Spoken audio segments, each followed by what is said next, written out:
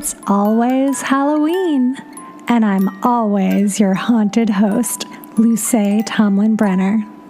Over the last 2 weeks, we've learned about how Halloween came to America in the 17th century, was then almost destroyed by the Puritan and Protestant intolerance of Catholicism, was then revived by an influx of Irish immigrants in the 1800s, and then almost destroyed again by the xenophobic disdain Victorians held for the Irish.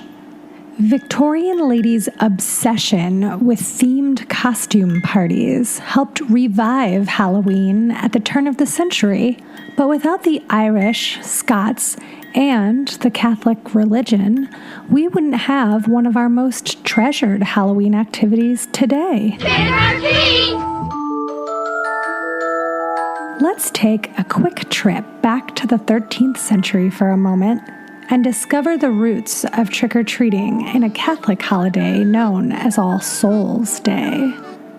By the end of the 13th century CE, the Catholic Church had officially designated November 2nd as All Souls' Day, a day to commemorate baptized Christians who are believed to be in purgatory because they died with the guilt of lesser sins on their souls. According to the Encyclopedia Britannica, it was purposely chosen to follow All Saints' Day on November 1st. Having celebrated the feast of all the members of the church who are believed to be in heaven, the church on earth turns on the next day to commemorate those souls believed to be suffering in purgatory. Similar to the Mexican Day of the Dead festivals, which overlap on the same dates, All Souls' Day was, and is in several European countries still, a day of prayer and remembrance where loved ones will visit and decorate the graves of their ancestors. Soon, a new activity known as souling accompanied All Hallowtide, the name for the trifecta of Halloween, All Saints' Day, and All Souls' Day. Poor adults and children, known as soulers, would visit the houses of wealthier families and sing for apples, ale, coins, and soul cakes, aka har cakes, in exchange for a promise to pray for the souls of the homeowner's dead relatives. We're going where the rich people live. Rich people are better at Halloween. Soul cakes were small, round, sweet cakes adorned with a cross mark and made with nutmeg, ginger, cinnamon, and raisins. It was believed that when a soul cake was eaten, a soul would be freed from purgatory. In the UK, souling transformed into guising in the 16th century. Instead of prayers being offered, children would dress up in costumes disguised as ghouls so they could blend in with the wandering spirits. They'd tell jokes, sing songs, play an instrument, recite a poem, or perform in some other amusing way in exchange for fruit, nuts, and money. This makes me think back on when I was a kid in the 1990s and how the oldest residents in my community would throw a few nickels and pennies into the eager maw of my trick-or-treat bag. I've never been one to scoff at even the most meager sum, but I remember thinking it was weird to receive coins. Why couldn't they just give me a fun-sized crackle like everyone else? But since receiving candy was a newer tradition, as we'll soon learn, I now see this as these older folks sharing a tradition that was probably common in their childhoods or that of their parents. I find it comforting to reframe what I once saw as a minor irritation as a century-old tradition brought over from Europe that I luckily and unknowingly got to partake in. The practice of guising was most likely brought over to America by the Scottish and Irish in the late 19th century. However, there are only a few mentions of it in publications in the early 20th century. When guising met with the Irish-American penchant for throwing a wagon up onto a barn, it began to morph into trick-or-treating. Long gone was the door-to-door performing, and now children vandalized or threatened to do so if they did not get a confection. Methinks your be a mite stingy with your candy, miss. If you don't reconsider your contribution, I'll give your living room drapes a taste of me broadsword. The earliest known reference to trick-or-treat was printed in the November 3rd, 1927 edition of the Blackie Times from Alberta, Canada. Opportunity to the young to use up some of their surplus energy, which was freely taken advantage of. Thrashing outfits, wagons, old auto barrels, etc. decorated the front streets, and buildings were overturned while front and back doors were invaded and inmates held up by the awful word trick-or-treat from the youthful invaders. Trick-or-treating had a brief respite from 1941 to 1945 during World War II as sugar was being rationed.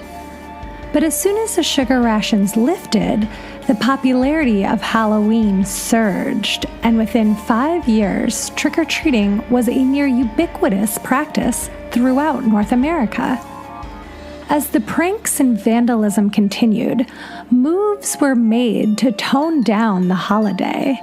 In July of 1950, the U.S. Senate recommended that Halloween be renamed Youth Honor Day, during which young adults and teenagers would pledge good behavior and not cause trick-or-treat mayhem.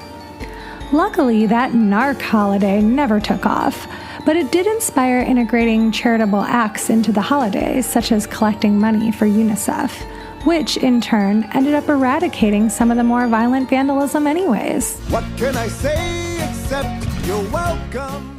The first instances of trick-or-treating in American pop culture were in 1951 when it was depicted in the comic strip Peanuts, also known as Charlie Brown.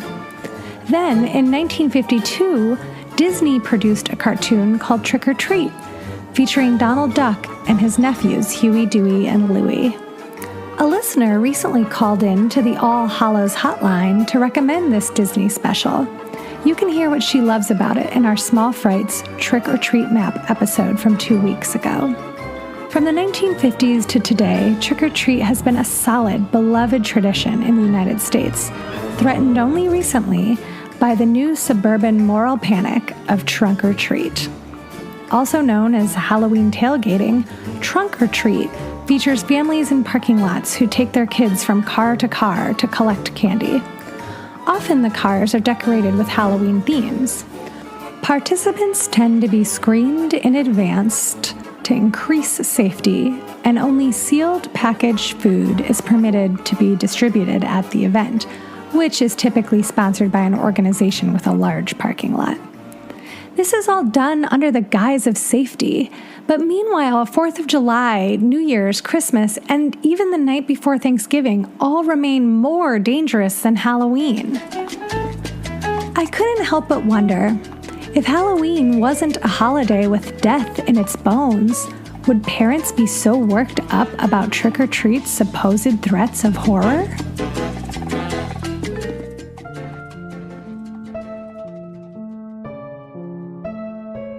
I would love to hear from you, dear listeners. Did you trick-or-treat growing up? Did you have parents who screened all your food looking for razor blades like mine did? Did you ever threaten your neighbors with pranks or vandalism? Do you hand out candy to your kids in your neighborhood now? I want to hear all about your trick-or-treating customs. Call the All Hallows hotline at 802-532-DEAD and leave me a message.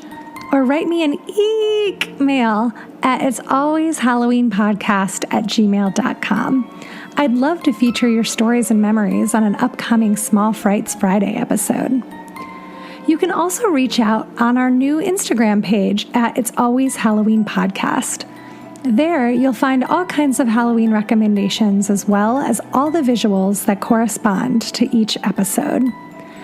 I'm extra super duper thrilled to announce It's Always Halloween is now on Patreon with 5 delicious candy tiers inspired by the joys of trick-or-treating. I'm offering a whole pillowcase filled with bonus content like newsletters, ghost story bonus episodes, and horror movie live streams. If you love It's Always Halloween, consider subscribing.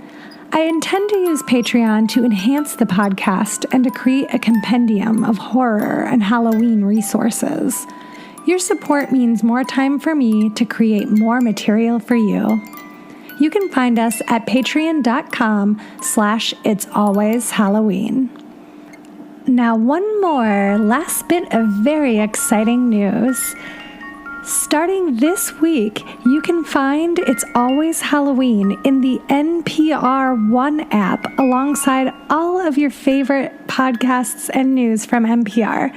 That's right, It's Always Halloween alongside of This American Life. Pinch me. Download the NPR One app now and follow us there to make sure you hear all of our new episodes. You can also find us in a new Halloween podcast feature within the NPR app, which is very cool as well. So many thanks to NPR One. We are excited to be a part of your app. It's Always Halloween is research written and performed by me, Luce Tomlin Brenner. The editing, theme music, and sound design is by Pete Burns. Thanks, Pete. You can follow me on Instagram and Twitter at LTB Comedy and Pete at Mittenberries.